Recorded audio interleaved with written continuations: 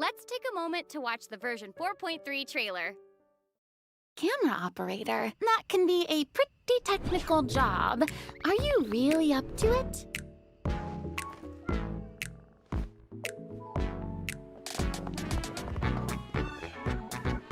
Wait, you put no thought into finding a good camera angle, and the characters weren't in the shots. Positions, everyone! Nice to meet you. I am Navia, the President, Leader, Commander-in-Chief, Executive Director, and Boss of Spina di Rosula. Hey there! Yeah! Ha! Umbrella warfare, I guess! Fire!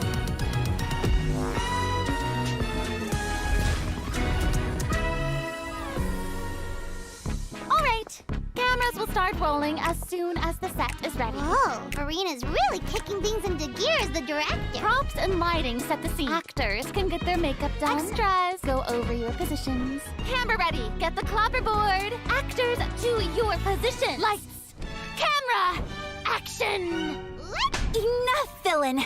Pay for the death of our mother!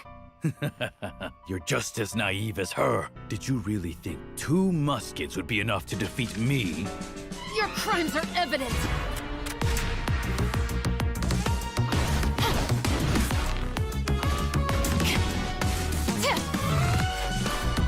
Drop your weapons!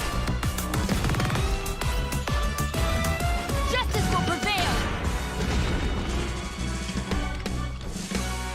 Not bad. The actors' emotions were all on point. Let's keep that take. We'll move on to the next scene. You mean... Did you really think you'd get away? Chevres. You can keep your Mora, and you can go to hell.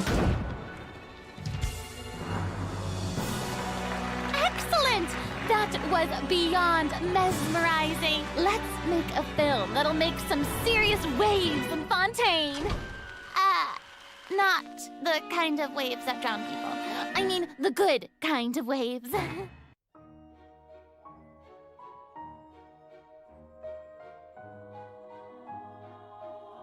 Next, let's have a look at her fashion show. Ooh, and by fashion show, we mean her character showcase. I always say that blind optimism isn't the answer.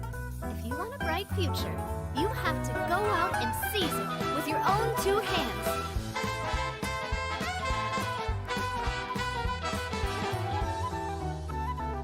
This one's got your name on it.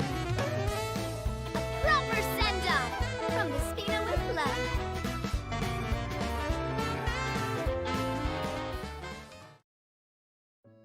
I'm sorry, can we take a moment to appreciate how perfectly Chiori customized Navia's clothes and accessories to reflect her personality? She clearly pays a lot of attention to the small details. Erica, I love how seriously you're taking the sponsorship. It's really great. It's important. While we're on this topic, though, Navia's parasol seems pretty interesting. On the outside, it looks like a delicate accessory used to block out the sun, but on the inside, there's actually a secret firearm that can be used to ward off enemies at a moment's notice. It's elegant and fierce all at once, just like Navia herself. Exactly. Even when it comes to her enemies, Navia is not the type to eschew basic etiquette, so she prefers to maintain appropriate distance while in combat. While using her elemental skill, Navia opens her gunbrella and fires multiple Rosula shard shots that can pass through opponents, dealing geo damage upon a successful strike. Ooh. For a period of time after using her elemental skill, Navia's normal, charged, and plunging attacks will deal increased damage and become infused with the power of geo, which cannot be overridden. Now, when Navia's in combat, there are these little markings around her that look like bullets. I wonder if that's some sort of ammo for the gunbrella? Oh yeah, yes, you guessed it.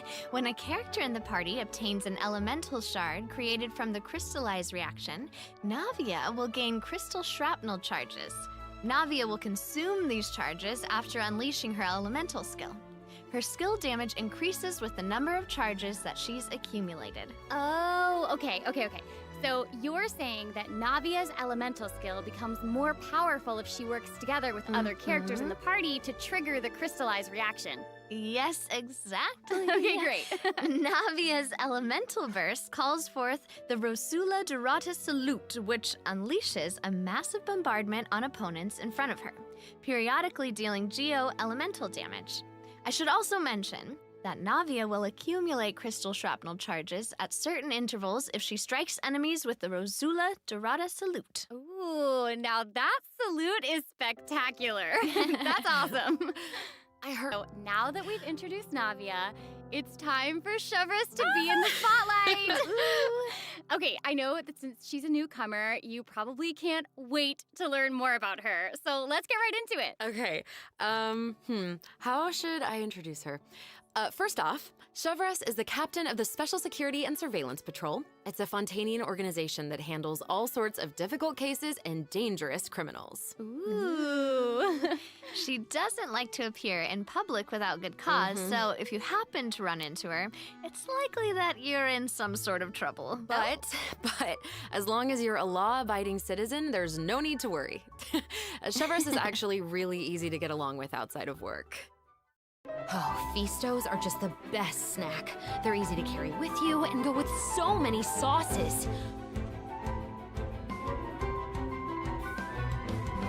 Final warning!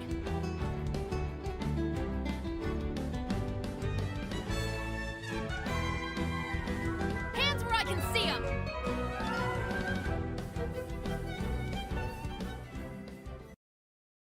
What? That was so fire. And I am not just talking about her skills. Oh my gosh, look at her idol animation. I love that she loves snacks. That is so awesome. She's a girl's girl, and she gets it. Yeah, she gets it. She really does. She's not exactly what you'd expect from the captain of the Special Patrol, though, right? I guess that's kind of true. I mean, Chevress's work as a captain can be really stressful. I mean, I can't blame the girl for indulging every once in a while to relieve some stress. She even adjusts her training regimen to make up for her snacking habits. In fact, she trains more than any other member of the Special Patrol. Her platoon really admires her for that. Wow. Okay, she's got some willpower. That is awesome. She's really admirable. The Special Patrol prioritizes combat ability above all else, so the organization often attracts some eccentric personalities. Okay. Yeah. The Special Patrol used to have problems with insubordination, but ever since Chevress took control, everyone has fallen into line, which does not surprise me at all. She commands respect among her peers, and she's a formidable fighter, and she leads by example. Though she demands excellence from her platoon, she holds herself to even higher standards. She always tries to be an example for others to follow, whether it's investigating cases or in marksmanship practice. And it looks like a lot of her skills involve using a musket. She must be a pretty good shot. For sure. Chevress and her musket are basically partners in crime. They're inseparable. She definitely knows her way around a firearm. Chevress uses her musket to fire at opponents during her elemental skill. Ooh. For a period of time after unleashing her elemental skill, Chevress will continuously restore HP to the active character on the field. During her elemental burst, Chevress fires an explosive grenade with her musket, which will split into secondary explosive shells upon impact. Haha, impact.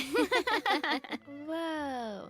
Wait, I noticed that Chevress has bullet-like markings around her during combat. Can she shoot a special type of ammo? That's right. Chevress obtains an overcharged ball when a nearby party member triggers the overloaded reaction.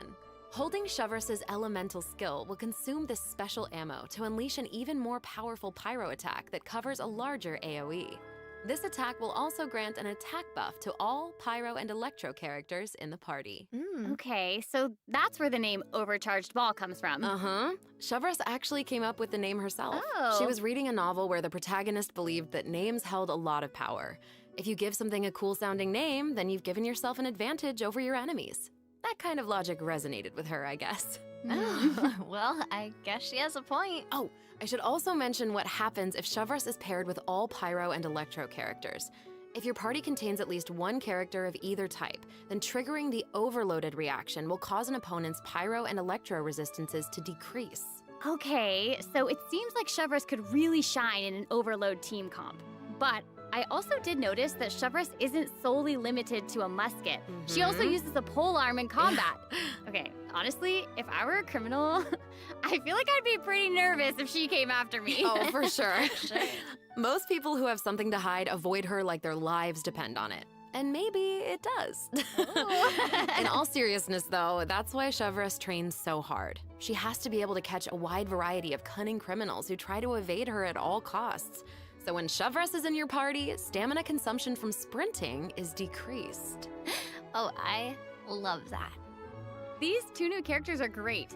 Both of them would be great leads in our commercial. I don't know, it's so hard to choose.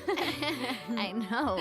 And I will make this even harder for you. Oh no. We're about to take a look at what event wishes that travelers can look forward to in version 4.3. The candidate pool for the lead role of our commercial is about to get even bigger. Oh my no. In the first half of version 4.3, travelers can look forward to event wishes for Navia and Ayaka.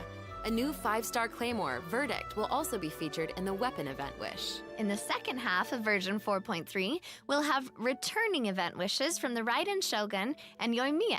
During this time, Chevreuse will also receive a huge drop rate boost. Yay. Be sure to check them out if you're interested. That's awesome. Travelers can also look forward to 2 new artifact sets in version 4.3, Songs of Days Past and Nighttime Whispers in the Echoing Woods. Be sure to keep an eye on future announcements to learn more about them. This seems like the perfect time for our first break. We've shared a ton of information so far, and I bet travelers could use some time to digest it all. You're right, for sure. Definitely. Let's take a break while we take a look at the second group of redemption codes. The version 4.3 special program is brought to you by Chiyoria Boutique and will return shortly.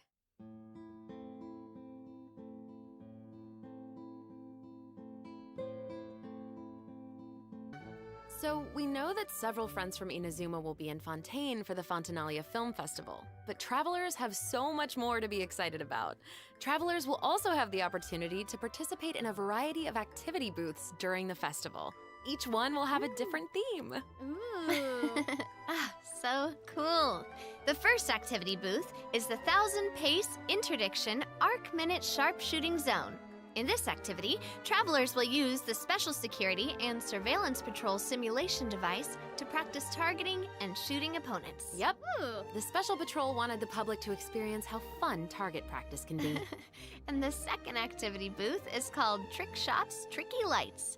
In this activity, travelers will use the studio's special lighting effects to film a fight scene. Take advantage of the buffs brought about by the special lighting effects to defeat an endless stream of opponents and obtain a higher score.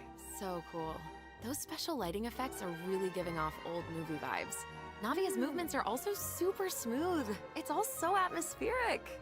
Oh, for sure. But not everyone is enjoying the fun and games. Travelers will meet a contract employee at the third activity booth. She needs some help with her demanding client. During the activity Extreme Drive, travelers will help her test out stabilization mecha balls. Look at how the traveler chases after those stabilization mecha balls. Okay, I bet that contract employee can relate since she's being chased down by that client. Totally. Stabilization mecha balls seem pretty ordinary, but they're actually very agile. They'll automatically avoid all testers by moving in the opposite direction of your movement. You can find jump boosters around the testing grounds. Travelers can use them to jump higher and further, which is perfect for quickly traversing to the other side of a stabilization mecha ball.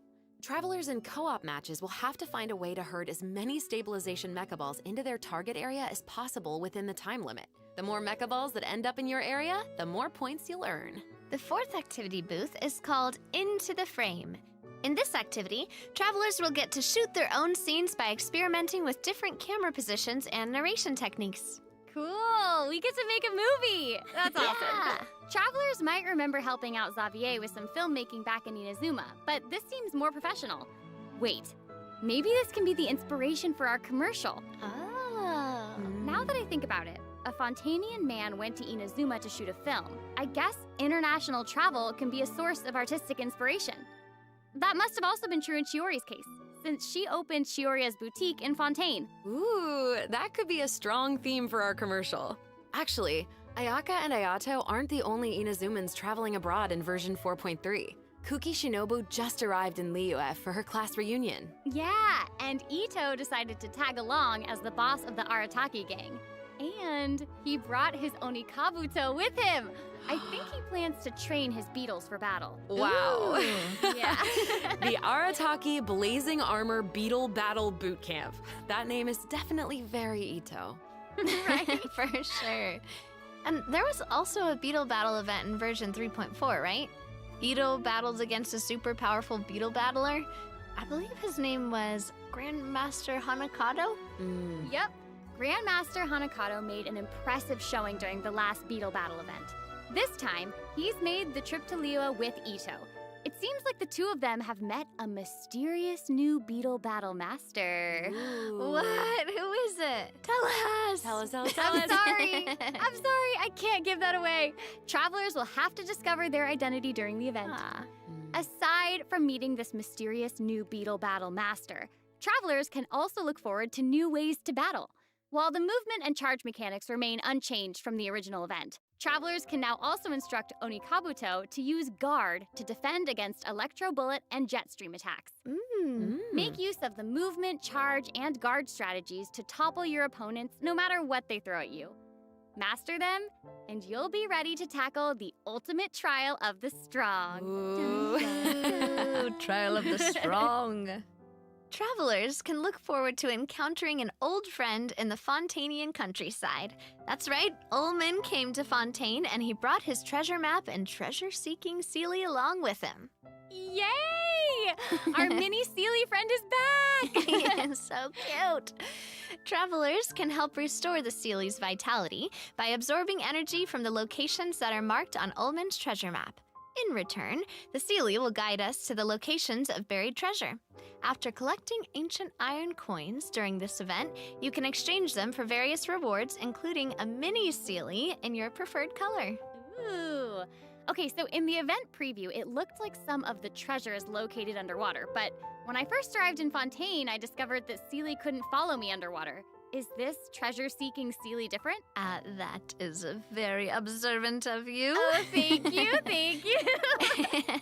In this iteration of the Lost Riches event, a new mini Seelie named Brilliance will be available. This new mini Seelie can travel underwater. Amazing! Yeah! Treasure isn't the only thing that you'll discover in Fontaine's countryside. You might also come across a mysterious domain guarded by a unique swordmaster who searches for the meaning of battle. During the Dance of Resolute Will, travelers will get the chance to participate in combat challenges. Each challenge stage will contain 2 rounds. Travelers must select their party compositions before the challenge starts. One of your chosen characters must be used in both rounds, but no other character can be repeated. Oh, okay. After you complete a Blade Dance objective during a challenge, you will obtain a heightened verve buff. Defeating opponents while heightened verve is active will grant you more points. And another old friend is returning in version 4.3. That's right, it's Lieben! Yay! Oh. And if Lieben is around, then that must mean we'll have a chance to trade a bunch of items for Primo Gems again. Ooh, exciting! Okay, so it looks like Lieben isn't the only old friend we'll be reunited with in version 4.3. Several familiar faces will be joining the Genius Invocation TCG. After this update, travelers will have the opportunity to challenge characters around Fontaine. Ooh. A new Fontaine-themed table customization will also be available. I'm so excited to see players challenge some Melazines. I know, so exciting. Travelers can look forward to the addition of several new cards, including 6 new character cards, plus 5 new monster cards, such as Dvalin, Signora, and Ajdaha, will be obtainable from the corresponding tavern challenges. But that's not all. The Forge Realms Temper event will also be making a reappearance, and there will be an update to the Heated Battle mode. Be on the lookout for future announcements. There's TCG content to look forward to outside the game as well. The Genius Invocation TCG Asia Invitational will officially begin in January 2024. What? Travelers can look forward to some friendly competition between 16 of the top TCG players all across Asia. I heard they're some of the best in the region. So cool. Be sure to follow the Astro Carnival X or Twitter account to stay up to date on the latest news about this epic showdown.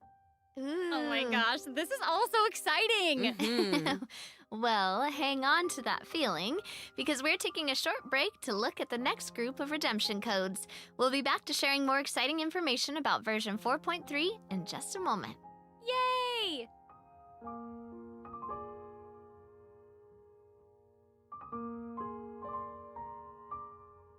let's dive into the system optimizations that the project team has prepared for version 4.3. Okay, first we have some artifact-related optimizations to introduce. With an ever-increasing amount of artifact sets to choose from, many travelers may have been hoping for a better and quicker way to filter and locate desired artifacts. After the version 4.3 update, travelers can check out artifact set recommendations for a given character to see what artifact sets active players have been choosing for that character recently. That's cool. In addition, an automatic locking function has been added. Now, when filtering artifacts in your inventory, you can lock the artifacts that fit your filter specifications in batches. With the automatic locking function, newly acquired artifacts that fit your locking criteria will automatically be locked when added to your inventory. Oh, that's awesome. Travelers can have up to 2 preset auto-lock plans for each artifact set. Travelers can choose their own or follow the recommended settings summarized for active player data. Since it may take some time to collect the necessary statistics, new artifact sets will not feature recommended locking settings immediately. Okay. Yes. Of course, if you can lock artifacts in batches, you can unlock them in batches as well. Travelers can look forward to both of those features in the new update. That's not all though. What? Travelers will be able to sort artifacts by 3 different attributes. Plus, the artifact enhancement screen will allow travelers to add a greater amount of enhancement materials at once. An enhancement limit feature will also be available. Hopefully, these optimizations will not only make artifacts easier to find, but also quicker to level. Be on the lookout for future announcements to learn more. The project team is always working hard to address your survey feedback. So, travelers should look forward to further artifact-related optimizations in future version updates. Improvements to equipping artifacts and other artifact-related optimizations are all in the works. In addition, the project team has made adjustments to provide smoother ascension and enhancement experiences for travelers. When you level up a character, enhance an artifact, or enhance a weapon, you no longer have to click so many pop-up windows. Oh, that's awesome! As a new player using a few 1- and 2-star materials to level artifacts, the whole process might feel a bit slow, especially with pop-up windows appearing. Totally. This new optimization significantly reduces the amount of pop-up windows that we have to click through, so travelers can look forward to a much smoother enhancement and leveling process. The next optimization has made it easier to repeat domain challenges. Previously, travelers who tried to continue domain challenges would be sent to the entrance of the domain. This meant they would have to run all the way to the center to start the challenge. But after this update, travelers who choose to continue in a domain challenge will load right next to the area where you actually start fighting, which is amazing. So happy farming, everyone! Ooh. This should make it way easier for players to farm artifacts for Navia. Oh, yeah, True. definitely. In addition, version 4.3 has made it easier to clear your quest backlog. Archon Quest Chapter 2 Act 4, In the Depths, An Unexpected Reunion, takes place in the underground mines of the Chasm. In the past, travelers had to complete the world quests, Chasm Spelunkers, and the Heavenly Stones debris before being able to proceed to the Archon Quest. In this update, travelers no longer need to complete those 2 world quests. Instead, travelers can speak directly to the miner who issued the commission to unlock a teleport waypoint. Oh. It will take them to the corresponding area and automatically trigger the next steps of the Archon Quest. Oh, that's amazing. Yeah. This will hopefully make it easier for travelers to quickly progress through Archon Quests.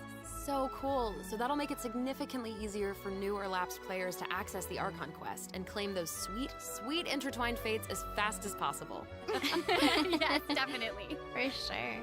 Also, one-click expeditions will be available starting in version 4.3.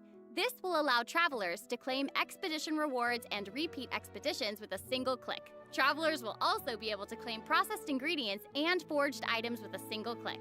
Oh, sweet. That's gonna make it easier to collect rewards from Catherine. Definitely.